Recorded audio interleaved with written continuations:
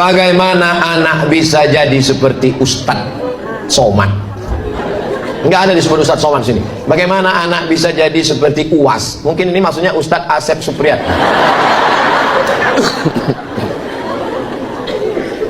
Universitas yang paling berhasil mendidik alumninya adalah Universitas Penderitaan. Saya ditinggalkan orang tua saya kelas 2 SD di Sumatera Utara. Mereka pindah ke Riau. Saya menumpang di rumah keluarga ibu saya. Habis itu berpindah ke rumah kakak ibu saya. Habis itu berpindah ke rumah orang tua angkat saya. Sampai saya tamat sekolah 95. Di situ baru saya paham skenario Allah. Allah ingin membuat saya sebagai orang yang mandiri. Saya bisa merasakan perasaan.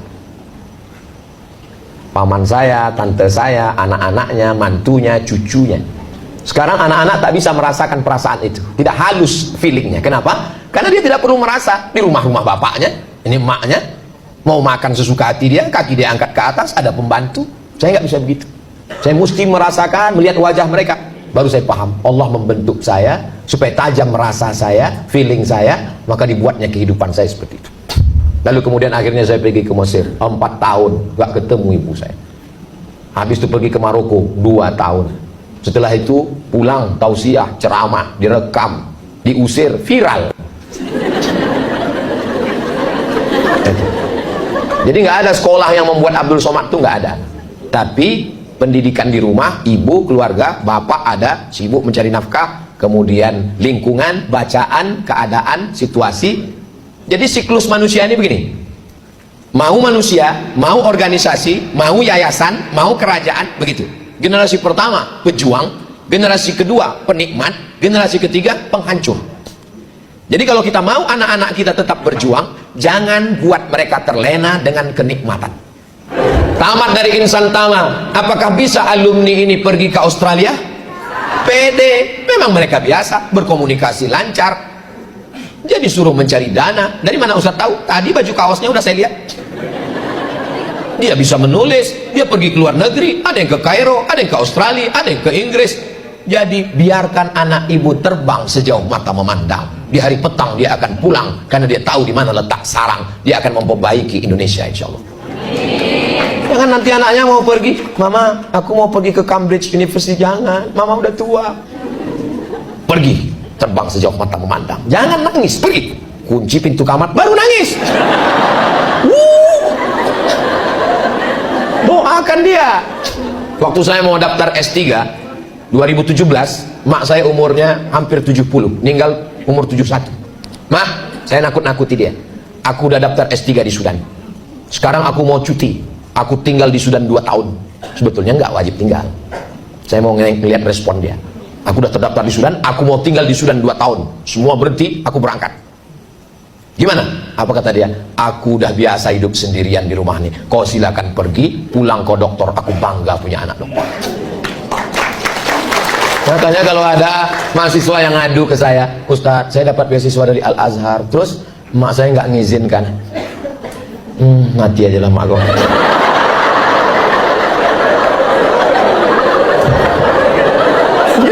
Justru kalau anak ini berhasil kan dapat pahala mengalir sampai hari kiamat. 4 tahun saya, tapi tidak saya ngomongkan gitu. Takut saya sakit hati dia kan. Kalau mati aja. Tak bisa saya lagi ngomong, udah mak kartu mati udah.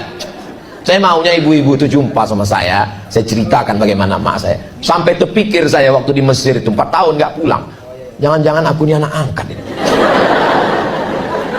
Pulang saya setelah 4 tahun, 98 berangkat 2002 pulang. Mak rindu gak sama aku waktu aku di Mesir? Aku rindu betul sama kau. Jadi gimana cara mak kalau rindu? Ku cari anak-anak yang hitam macam kau. Ada anak tetangga hitam. Itu ku belikan baju hari raya, ku undang makan. Karena aku tengok dia hilang rinduku sama kau. Begitu rupanya cara dia mengobati hatinya. Setelah saya pulang, saya jadi ustadz, saya bawa dia ceramah ke Medan. Saya bawa ke hotel. Mat, ya mak, kawanku mau datang, mau jumpa. Bawa dia ke sini. Jumpa di mana terserah, mau di kamar, mau di lobi. Di bawah aja lah. Ya, ayo ku kawan. Saya biarkan ngobrol, saya nguping dengar apa cerita orang. Ibu ini nanya, waktu anak kau di Mesir, kuliah lama-lama di Maroko, apa yang kau doakan? Kenapa hati kau kuat berpisah? Kenapa dia sehat? Aku tiap malam mendoakan dia, kubacakan 100 kali Al-Fatihah. Untuk anakku Abdul Somad, sehatkan dia ya Allah. Al-Fatihah. Bertawassul dengan surat Al-Fatihah masyru', sunnah. Bertawassul dengan amal soleh, bagaimana hadis dalam Sahih Al-Bukhari. Satu bertawassul berdoa dengan sedekahnya, satu bertawassul dengan bakti kepada orang tuanya, satu bertawassul dengan tidak jadi berzina. Maka bertawassul dengan membaca Al-Quran dan Ummul Quran Al-Fatihah masyru', bukan bid'ah, sunnah. Membaca Al-Fatihah atau dengan bersedekah. Datang jamaah, Ustaz tadi saya lewat di depan rumah emak Ustaz. Oh ibu tahu? Ya saya selalu dulu datang waktu beliau masih hidup. Di antara ceritanya Pak Ustaz, apa cerita dia? Aku selalu menzikirkan anakku. Apa dibacakannya untuk saya bu? Dibacakannya tahlil la ilaha illallah 1000 sampai 3000 kali untuk engkau Ustaz Somad. Ibu. Makanya waktu ibu saya meninggal, saya pikir ini kiamat udah dunia ini. Tak ada lagi tempat meminta tolong. Rupanya sampai hari ini masih ada sisa-sisa doanya yang makbul. Maka doakan anak-anak ibu, kalau nanti dia tamat, insan tamat, dia mau pergi, ibu izinkan atau tidak? Dari bunyinya sepertinya enggak.